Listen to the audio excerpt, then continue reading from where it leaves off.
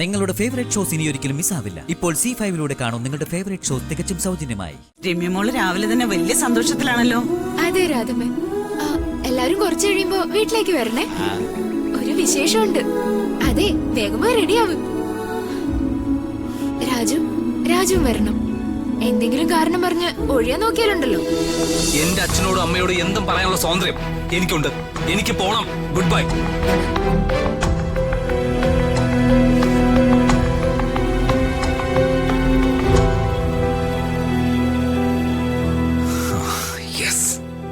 ഇത്രേ ഉള്ളൂ. അശ്വിനും ഋതികീനെ ഒരുമിക്കണമെങ്കിൽ ആകാശത്ത് നിന്ന് ഏതെങ്കിലും ദിവ്യശക്തി അവതാരം എടുക്കണം.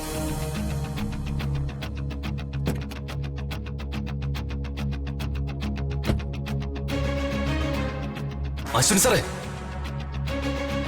അശ്വിൻ സാർ, രാജുവിന്റെ മുന്നിൽ നിന്ന് മാറിക്ക്. എനിക്ക് പോണം. സാറ് രതികമ്മയുമായി വലിയൊരു വഴക്കുണ്ടാക്കി ഈ വിവാഹം വേണ്ടെന്ന് പറഞ്ഞ് പിണങ്ങി പോകാൻ തോന്നുന്നു. എന്താ ശരിയല്ലേ?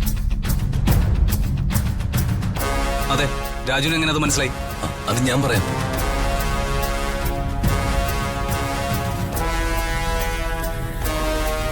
ഋതിക മാഡത്തിന് അശ്വിൻ സാറ് ഗിഫ്റ്റ് കൊടുത്ത സാരിയുടെ പേരിലല്ലേ നിങ്ങൾ തമ്മിൽ തെറ്റിയത്?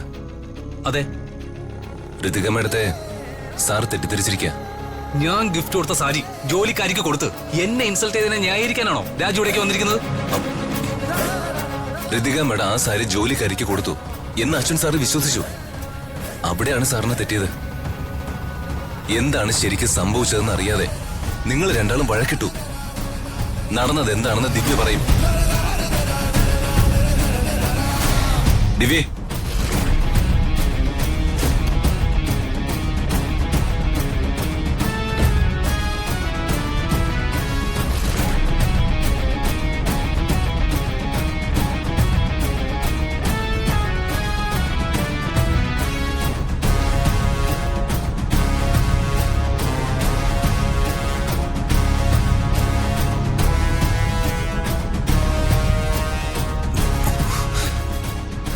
പേര് പറയോ?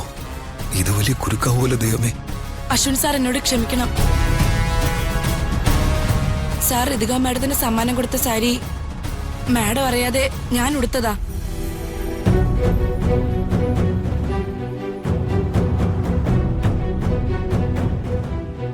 ആ സാരി കണ്ടപ്പോ എനിക്ക് വല്ലാതെ ഇഷ്ടമായി. അതിനകത്ത് അവിടെ പകരം വേറൊരു ഡ്രസ്സ് വെച്ചിട്ട് സാരി എടുത്തത് ഞാനാ.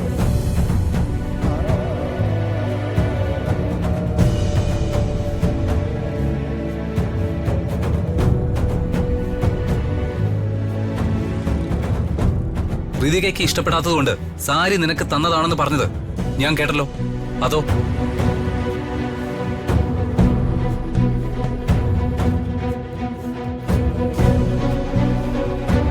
ഇതെന്തൊക്കെയാ ഇവിടെ നടക്കുന്നത്? എന്താ ദിവ്യ നീ പറയുന്നതൊക്കെ? നീ ഞാൻ ചോദിച്ചതിന് ഉത്തരം പറ. എന്തിനാണ് നിന്റെ ഋതിക മേഡം നിനക്ക് ആ സാരി തന്നു എന്ന് നീ പറഞ്ഞത്? അശ്വിൻ സാർ ആ സമയത്ത് അവിടെ വരുമെന്ന് ദിവ്യ പ്രതീക്ഷിച്ചില്ല. സാറ് വന്ന് നിന്നപ്പോ ചെയ്തത് പുറത്തറിയുമെന്ന് മനസ്സിലായി. വർമ്മ സാർ അറിഞ്ഞ ജോലി പോകുമെന്ന് ഭയന്നിട്ടാ. ആ സമയത്ത് ദിവ്യ സാറ് കേൾക്കെ പഴി ഋതിക മാഡത്തിന്റെ പേരിൽ വെച്ചത്.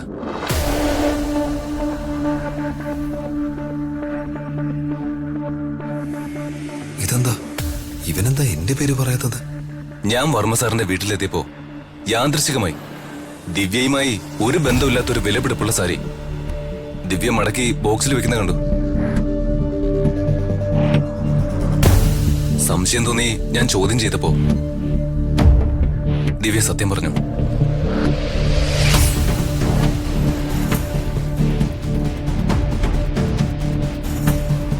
അശ്വത് സാർ വിചാരിക്കുന്ന പോലെ ഋതിക മേഡം അല്ല സാരി ദിവ്യക്ക് കൊടുത്തെന്ന് ഇപ്പൊ മനസ്സിലായില്ലേ? ശരിക്കും അശ്വിൻ സാറിന്റെ ഗിഫ്റ്റ് ആണെന്ന് കരുതിയ ഋതിക മേഡം ഈ ഡ്രസ് ഇട്ടുകൊണ്ട് വന്നത്.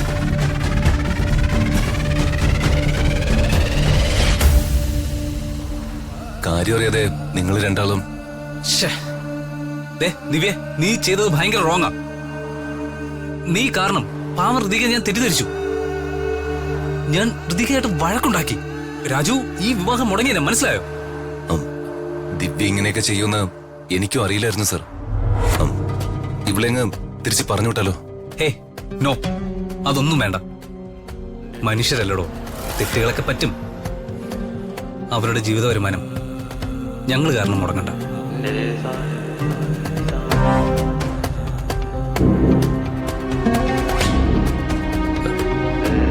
Ritika, I am really sorry.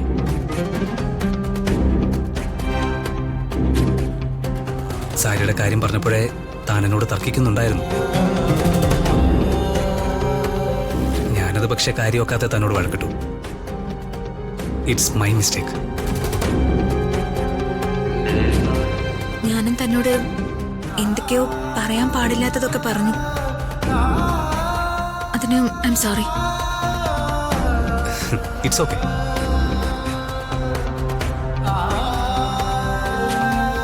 ചെയ്യാത്ത തെറ്റിന് എന്നോട് ദേഷ്യപ്പെട്ടതുകൊണ്ടാണ് എനിക്ക് ദേഷ്യം വന്നത്. ഋതിക മാഡം, എന്തായാലും പ്രശ്നങ്ങൾ സോൾവ് ആയില്ലേ? ഇനി വെറുതെ നിന്ന് സമയം കളയാതെ രണ്ടാളും പോയി മനസ്സോർന്ന് സംസാരിക്കും. അതെ, നിങ്ങൾക്ക് ഇഷ്ടമുള്ള ഫുഡൊക്കെ ഓർഡർ ചെയ്ത് കഴിക്കാം.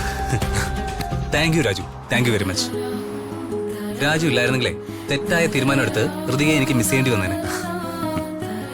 ദൈവം ഒന്നിപ്പിക്കണമെന്ന് തീരുമാനിച്ചവരെ ആർക്കും അങ്ങനെ വേർപിരിക്കാൻ കഴിയില്ല അശ്വൻ സാറേ. അപ്പൊ ശരി, ബൈ. ഓക്കെ, വാ.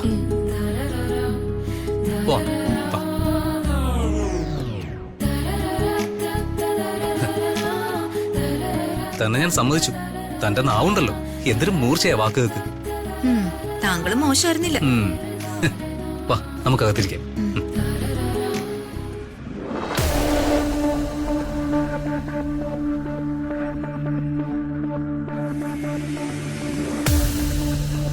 എല്ലാം പിന്നെ റിവേഴ്സായി.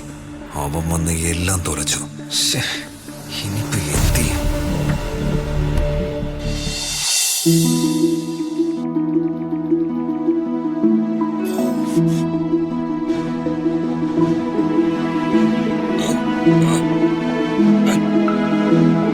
അച്ഛാ, ഇവനെ ഒന്ന് റീകണ്ടീഷൻ ചെയ്താലോ എന്ന് ആലോചിക്കുക. അതിന് സ്റ്റാർട്ടിങ് ട്രബിൾ ഒന്നുമില്ലല്ലോ. ഏയ്, അതൊന്നുമില്ല. എങ്കിലും മെയിൻ്റെനൻസിന്റെ ആവശ്യമൊന്നുമില്ല. നീ ആ കുഞ്ഞോന്റെ വർക്ക്ഷോപ്പിലൊന്ന് കാണിക്കേ. ശരി അച്ഛാ. ചായ അവനോർക്കണേ. ഏയ്, ഞാൻ കുടിച്ചതാ, അച്ഛൻ കുടിക്കും.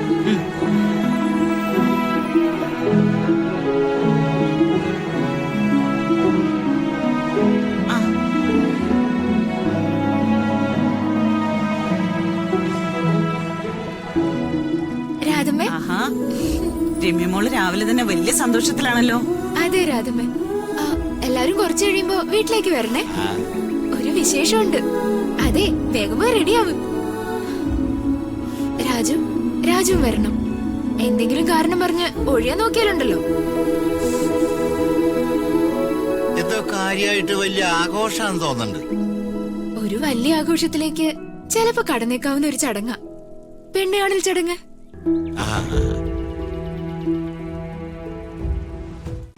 ഡൗൺലോഡ് ചെയ്യൂ C5 ആപ്പ്. കാണൂ എല്ലാ എപ്പിസോഡുകളും സൗജന്യമായി.